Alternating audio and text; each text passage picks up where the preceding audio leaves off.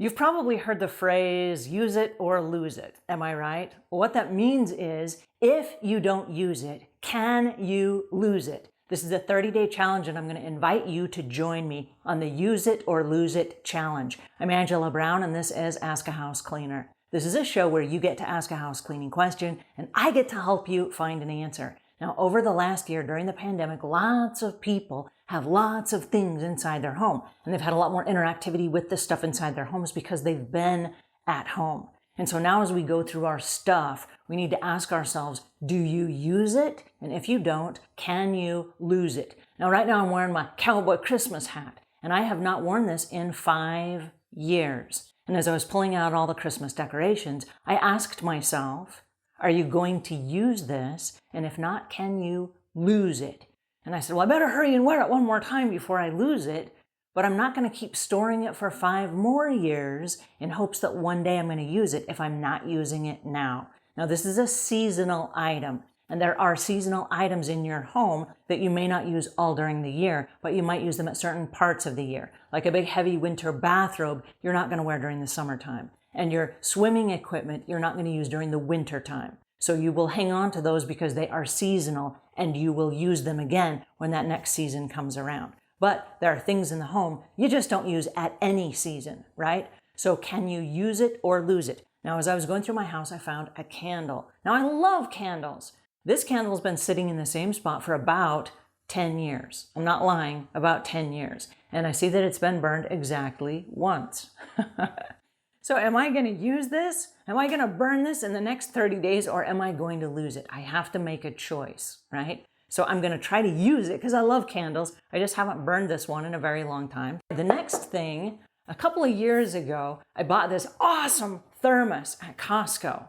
Okay, well, the challenge is I don't drink coffee and I don't drink tea. So why on earth did I buy it? It looked super cool and it just made so much sense at the time. All right, well, I was going to get rid of it because use it or lose it. When I said, hey, wait a second, that's a really good thermos, and it might be able to replace my plastic water bottles. Now, I do have a personal rule that at the computers and the electronics, there are to be no open containers because we've had way too many accidents over the years. But this particular mug has a lock lid, so nothing can spill if there's water in it. So I said, why can't I just use that as my water bottle and replace the need for the plastic? So I started using my mug as a water bottle, and even though it doesn't need to be hot or cold, it just has a lock lid and nothing can spill, right? So I'm going to use it instead of losing it. As I went through my office, I found an amazing spiral binder, and I remember this being expensive at the time, and I used it for several years to spiral bind my employee handbooks. But I realized over the last few years that I've been sending my employee handbooks via PDF file with one of those signature things where you sign it online and then it goes directly into the electronic file of the employee. So I'm not even making the spiral binders anymore, and I haven't used it now in about 5 years. Am I going to use it again? Probably not.